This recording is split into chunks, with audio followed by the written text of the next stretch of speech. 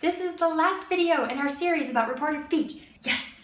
This is the last thing really that you need to know about reported speech. Reporting verbs. What are reporting verbs, Miss Lucy? When we do reported speech, most of the time we use the verbs say, tell, or ask, right? So for example, he said that, blah, blah, blah. She told me, blah, blah, blah.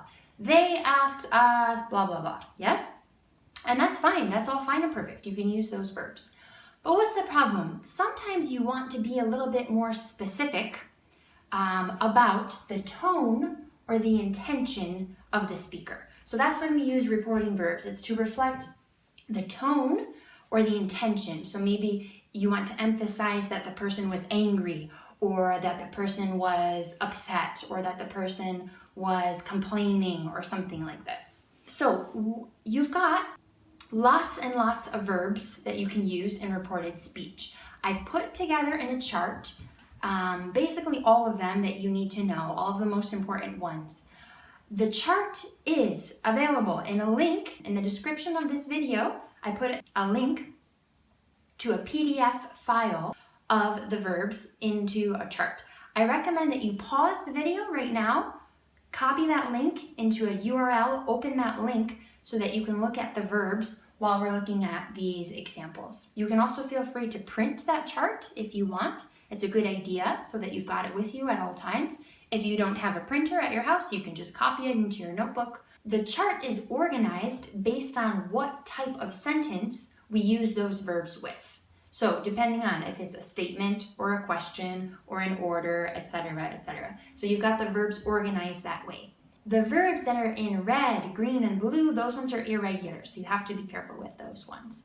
But basically we're gonna look at some examples of different sentences, think about what kind of sentence it is, and that's how we decide which verbs we can use. So open that chart, and then we're going to look at these examples. Where did I put my phone? And then we have Luke. Luke said this sentence. Okay, we've got a big clue here. There's a question mark. So what type of sentence is it? It's a question, obviously. So, like always, we can always put Luke asked. But today we're going to look at different verbs. So if you look at the chart under questions, you've got different options there.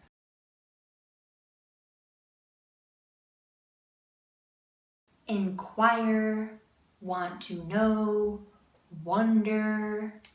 Which one do you think makes sense in this sentence? Which one would be the most appropriate verb to use? If Luke says, where did I put my phone? Do you think he's asking his friend, or is he asking his mom, or is he asking himself? He's asking himself, where did I put my phone? Like he's thinking to himself. So which verb do we use then in that case? Wonder, yes? So we're gonna write Luke. Of course, we always have to put our reporting verbs in the past simple. So wonder in the past simple is wondered. Luke wondered. And now we're gonna finish the sentence in reported speech. For questions, let's think about our structure. Do we have a WH word? Yes, we do. The WH word is where, so we put that next. Next in our structure, after the WH word, we have to find the subject, and then we're going to put the verb with a tense change. Okay, so where plus our subject. What's the subject? Where did I put my phone? I is the subject. Can I put I? Will that make sense? Luke wondered where No. We're talking about Luke. Luke is wondering about Luke's phone. So I, instead of I, if it's a boy, we put he. Now our verb, conjugated one step back in the correct tense. Here we've got did put, which is the past simple. So in reported speech, we have to use past perfect simple. Past perfect simple is had plus the participle. Had. The participle of the main verb. The verb here is put. So put.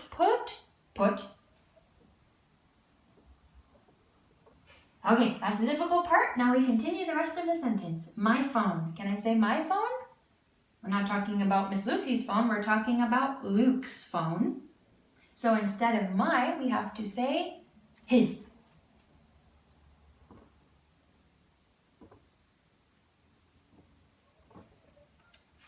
Luke wondered where he had put his phone. Next one. Let's go out to eat and see a movie. Julie. Julie said this sentence. What type of sentence is this? We haven't got a question mark, so we got to think about it. Do you see any maybe like key words that could help us to know which type of sentence it is? Let's. Let's is a key word for suggestions. Very good, for suggestions. Okay, with suggestions, pull out your chart.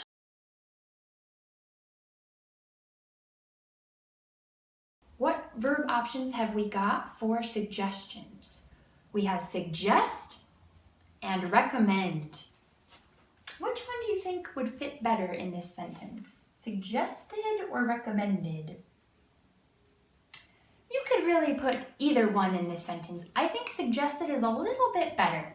Why? Because it says let's. That means Julie is including herself. Recommendations are usually for someone else. So that's usually where we see like should. You should do this. He should do that. They should do that. But if I include myself, that's usually more of a suggestion. Okay, so we're going to put Julie suggested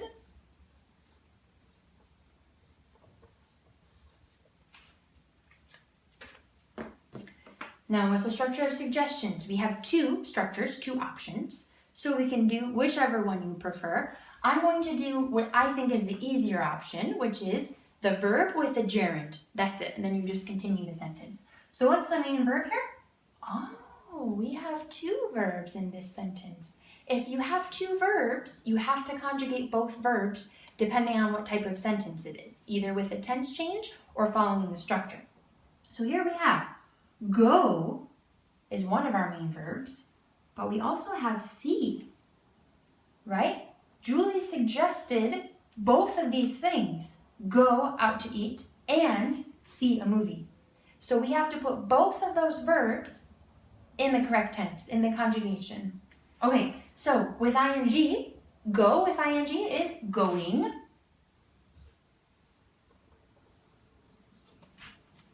So Julie suggested going out to eat. Do I have to change to eat? Nope. When you have two pairs of verbs together right next to each other, only conjugate the first verb. That's the main verb. Only conjugate that one.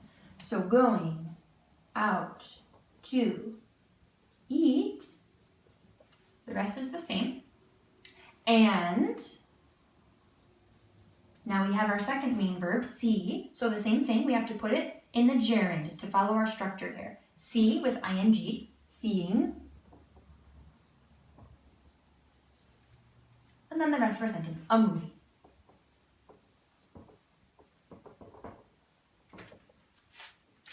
So Julie suggested going out to eat and seeing a movie. Last one. I will never speak to Tom again. Stephanie is very upset. So do you see why here this could be a good place to put a reporting verb? If I just say, Stephanie said, that's not really giving us the feeling of the sentence. So what kind of sentence is this one? I will never speak to Tom again. Is it a question? No, definitely not a question. Is it an order? No. A request? No. An offer? No. It's not a suggestion, so it's just a statement. It's just a fact, an opinion, or an idea. It's a statement. Okay, which verb from the list of statement verbs, do you think would be appropriate here?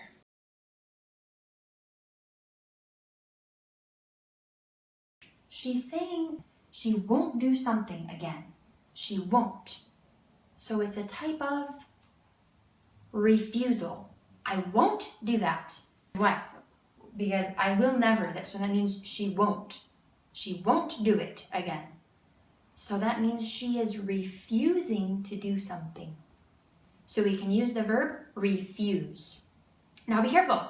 Refuse is one of the special verbs on your list. Why is it special? Because we don't follow the structure of a statement. So even though this is a statement, when we put the reporting verb refuse, we don't follow the structure of a statement. It has a different structure. So if you look at the bottom of the chart, I explained there the structure with refuse. So we're going to put refuse in the past simple, refused.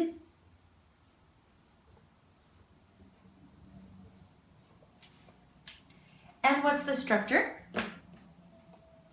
It's the same structure as we use for orders, requests, and offers, which is that we put to and then the main verb in the base form. What's our main verb in this sentence? I will never speak to Tom again. Speak is the main verb. So we just put to and speak in base form. How is speak in base form? It's the same. It's already in the base form. Speak. And then, just like with orders, requests, and offers, we continue the sentence from this point. So, to Tom again.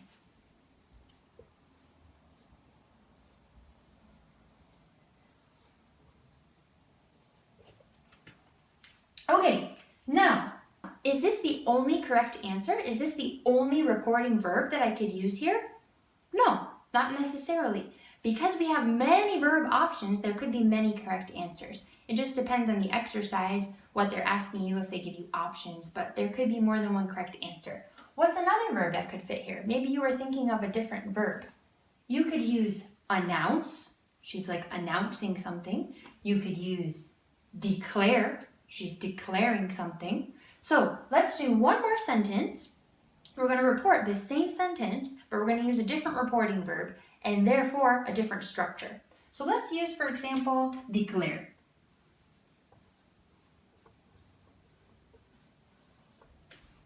So Stephanie declared. This one's not an irregular reporting verb. It's a statement. It's under the chart under statement. So we have to follow the structure of a statement. So for a statement, we have to follow the sentence exactly as it is with the word that. Yes? Okay, so Stephanie declared that. Now we just continue the sentence from the beginning. So can I put I? No, we're talking about Stephanie. Stephanie was speaking. So Stephanie is a girl. She will. Will in reported speech changes to would.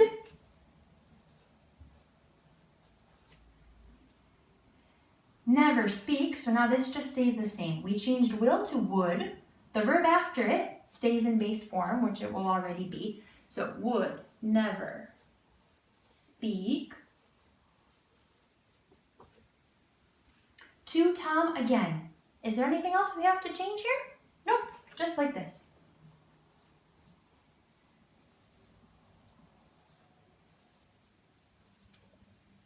So a second option for this sentence is Stephanie declared that she would never speak to Tom again. Both sentences are correct. And that's it. You finished reported speech. You know everything that there is to know about reported speech. Study the list of reporting verbs and you are good to go.